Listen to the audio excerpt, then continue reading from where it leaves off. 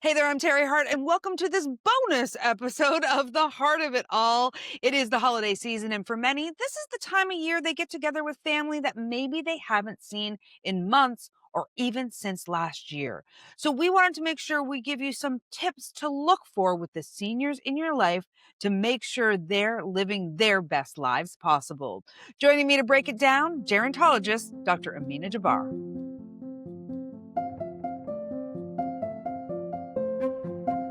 Hey there, I'm Teri Hart, and welcome to this very special bonus edition of The Heart of It All. This is a time of year that many people are seeing seniors in their lives when maybe they haven't seen them for a while. Maybe you only see the seniors in your lives once a year around the holidays. That is an opportunity, not only for the visit, but also to set eyes on what maybe has changed since the last time you saw them. So we thought we would give you not exactly a checklist, but a few things that you can look out for this holiday season when you're visiting with your parents, your aunts, your uncles, whoever it is in your life. We are thrilled to have joining us gerontologist Dr. Amina Jabbar, who is fantastic and sees people who are seniors in her practice as a gerontologist day in and day out. Dr. Jabbar, thanks so much for being here. Thank you for having me. Okay, so if people are seeing a senior for the first time when they haven't seen them for a while, without kind of going in with a checklist, because we love these people, we're having a social event. Um, what's maybe the first thing that they should be hoping to set eyes on to see where that senior is at?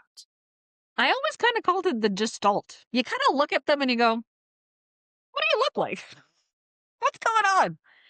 Weight loss is the canary in the coal mine for older people. I talk about this all the time. Number one, what's really interesting is after the age of 70, it's actually better for you to be in the overweight range of the BMI. We never talk about this. I can't wait to be 70. Right? Um, it's actually better for your brain. It's better for your mortality. You do better if you end up in the hospital if you're in the overweight range. So, just keeping that in mind, if the person that you see, all of a sudden you're thinking to yourself, they look a little thinner in the face. What's going on? One of the first things that happens when people start to develop issues with their memory is they start to lose the connection between their brain and their stomach. And often what that means is people think that they've eaten even though they have not. So, without directly asking that question, "Are you eating? What are you eating?" Because that could be a little bit off-putting. Do you do a little recon through the cupboards in the fridge? The thing I always ask families about is if you're bringing food over, is it still in the fridge? How much mold is on the stuff in the fridge? Is there moldy food in the fridge? When did you buy those groceries for them? It really is like as easy as kind of opening the fridge and being like, oh, there's a lot of green stuff on that lemon there. That kind of stuff often is the big, big thing. What are some questions to ask in terms of lifestyle, what they've been up to? Like, I love hearing my mom and her community. She's so lucky. She's got a great community, but they play Five Crowns every Saturday. Listen, I know who's winning and who's losing. I know what's going on there.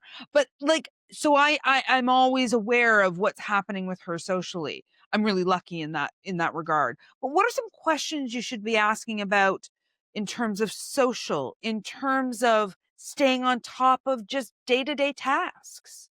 I often just ask people, like even when I see them in my clinic, I see them, how do you spend your day? Walk me through. What do you do?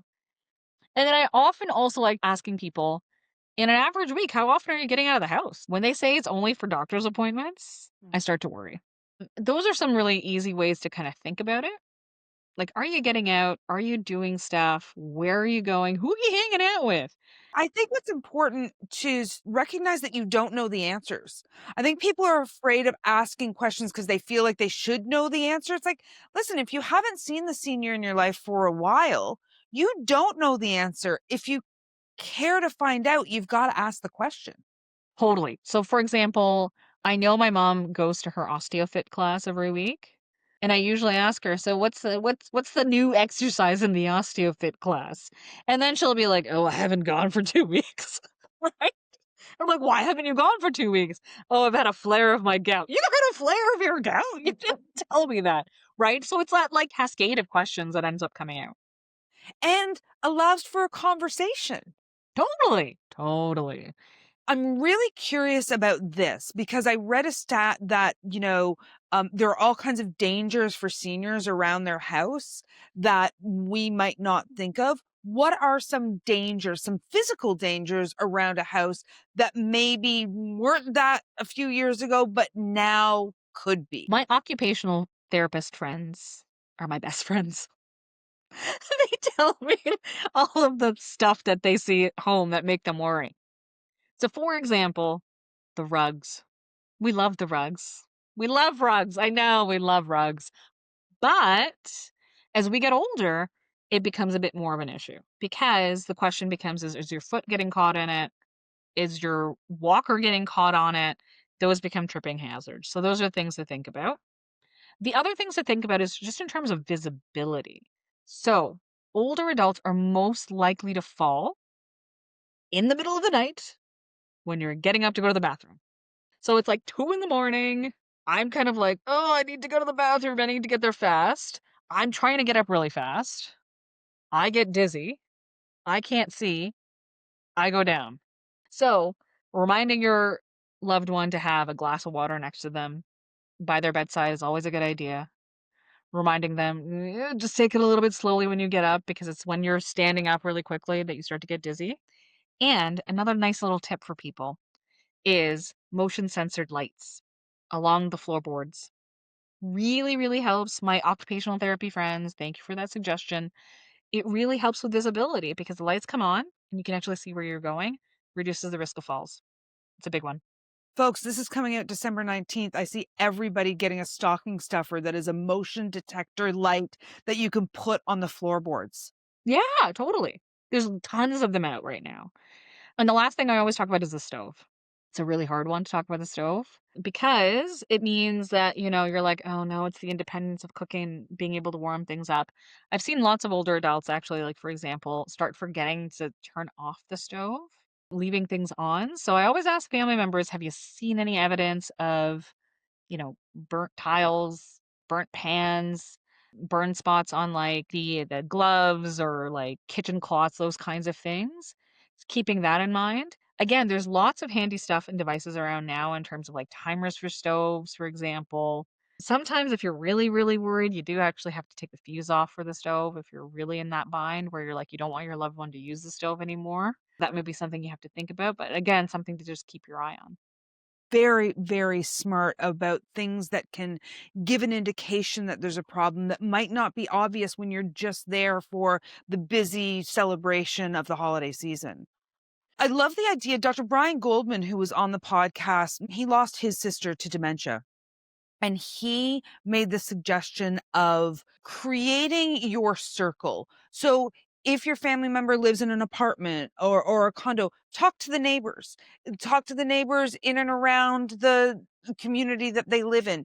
If you are able to go to the grocery store and you realize that your loved one is talking to the person at the grocery store, introduce yourself. Can you talk about the importance of that, Dr. Jabbar, of making sure that somebody knows how to contact you, that that loved one might be in closer contact with than you are? That's a great way of thinking about it. It's just you're trying to I always talk to people about how you're trying to scaffold your loved one. There's this fine balance between making sure that they can maintain their autonomy, but also making sure that they're safe. You don't wanna make them so safe that they feel like they're imprisoned in their own home where they can't go out, those kinds of things. So, absolutely, I think the suggestion of talking to neighbors around is a really great one. If your loved one lives in a building or a condo complex, to talk to the security folks and make sure that you're listed as a number there, that they know that if your loved one has any memory issues, that they're aware of it as well because they might be out wandering around. And that's okay if they wander around the building and stuff, as long as they know how to get back. I sometimes will recommend for family members to get a medic alert bracelet. Those have gotten really fancy nowadays. They look almost like regular bracelets, but except with the symbol so people know what it is. And on the other side of it, having their name a diagnosis of dementia if that's what they have with your phone number on it. So that's always easy to have. And I mean, certainly things like trackers are making things a lot easier for families, particularly if you're worried about your loved one wandering around and things like that. And also just having that circle of people around that exactly what you've kind of mentioned, Terry, about having, for example, you know, if your next door neighbor knows your loved one, if they're going out, they're buying a pint of milk or something for them, coming in, checking in, having a coffee date. I had this one patient of mine who's superintendent of the building. I think every other day would drop by around 4 p.m. with large double double and an apple fritter. Every other day, just drop by. Some people are just better than others. I'll tell you that, Dr. Jabbar. It's amazing. It's so cool. I'm so grateful to my mom's neighbors. I have all of their phone numbers and they text me or I text them and it's really, really great. Another kind of lived experience I had with my dad was, and this was all 100% credit to my sister-in-law, who suggested that dad might feel more comfortable with a cane. And we got him a cane and it was a lease on life for the man. It was just, it gave him security, it gave him confidence. What are some indications that somebody might need, not jumping straight to a walk or anything, but that a cane could be a really significant improvement for their life? The physiotherapists that I work with are the biggest proponents of walking poles. Have you ever seen those like hiking poles? They prefer those over canes any day. The reason being the cane kind of gives you 1 point, the walking pole gives you two, and they look cool. They're very athletic looking. Right, exactly. So I've even started saying to family members, look, if your loved one doesn't want to use a walker, much better than a cane, go to walking poles. I'm going to refer back to another guest that we had on the pod, Devin Peart, and we talked about for a lot of seniors eating. It's not the loneliness epidemic, but they can't be bothered to eat alone. It's just like eating as a social thing. So she was talking about, make a date that you are doing a FaceTime or a Zoom where you eat dinner together if you don't live in the same place or getting to see the senior is really difficult for you. Can you make some other suggestions, Dr. Jabbar, around keeping in contact with seniors that maybe when you're seeing them over this holiday season, you could establish as a family? Thinking about, like, I think having stuff in the schedule is really important because it gives people something to look forward to specifically. And so, in that way as well, I would say not only kind of the online stuff, if you've got a loved one who can actually navigate the online stuff, that's great, but also making those smaller coffee dates, not just with yourself, but people around helping facilitate the social stuff is really important. I've certainly had some family members who, for example, will have like a little Excel sheet with that they'll share with everybody that their loved one knows and say, "Hey, can you just schedule in a coffee date or a dinner date or lunch date somewhere in here?" It's a great way of doing it because now almost everybody's on Google. You have a Google Doc open, you make a little calendar, everyone's got it, and then you give it to your loved one. We've talked a lot about signs of maybe dementia or some memory loss. What are some other things that, and you mentioned weight loss being a huge indicator. What are some other things on the chart of maybe, oh, should pique some interest if you notice that you hadn't noticed before? Sure. So I think about, for example, medications. If your loved one fills a dosette for themselves or has a pill bottle, and if you just happen to look on the date of that pill bottle, usually a lot of those pill bottles get filled for like 90 days and it's December and you look at it and the date on that is April. You start to wonder, right? Like, are they actually taking them? Are they not taking them? What's happening? That's one of the things you kind of think about. The other thing I often think about is newer technologies. Can they figure out their new remote control? Their phone's busted. They have a new phone. Can they figure it out? That's a really good one. The third thing I think about is missed bills.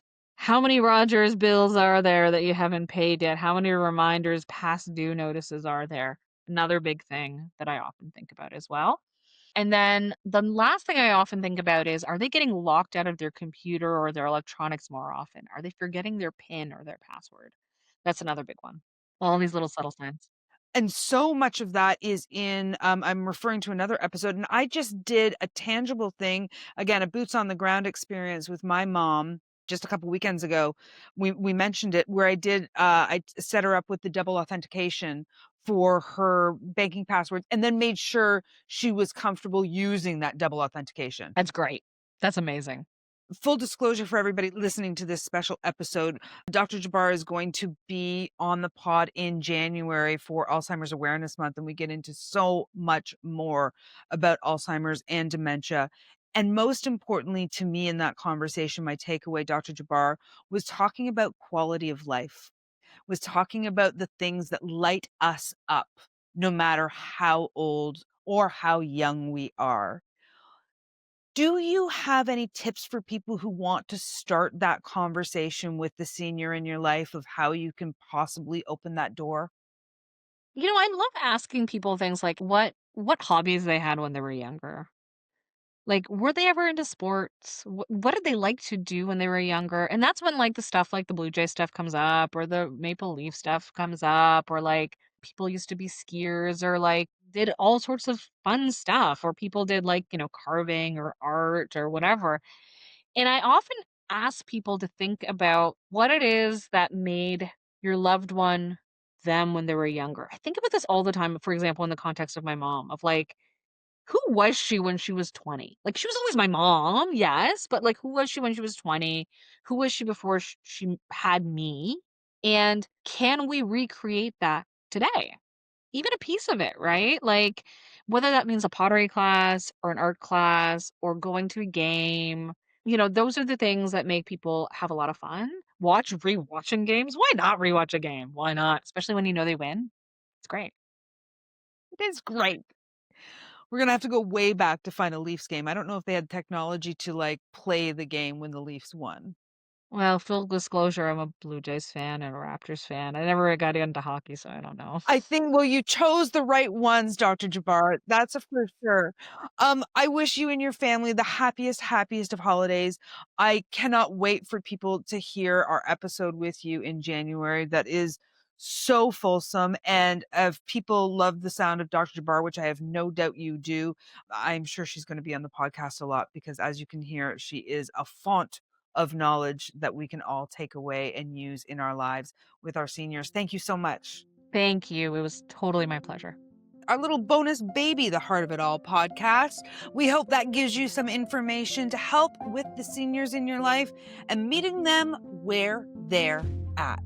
As always, we will be releasing new episodes each and every Tuesday. We're not even taking a break for the holidays. We hope you get to find those new episodes and maybe go back in time, if you have some extra time, to listen to previous episodes. Thanks so much. And as always, please take care.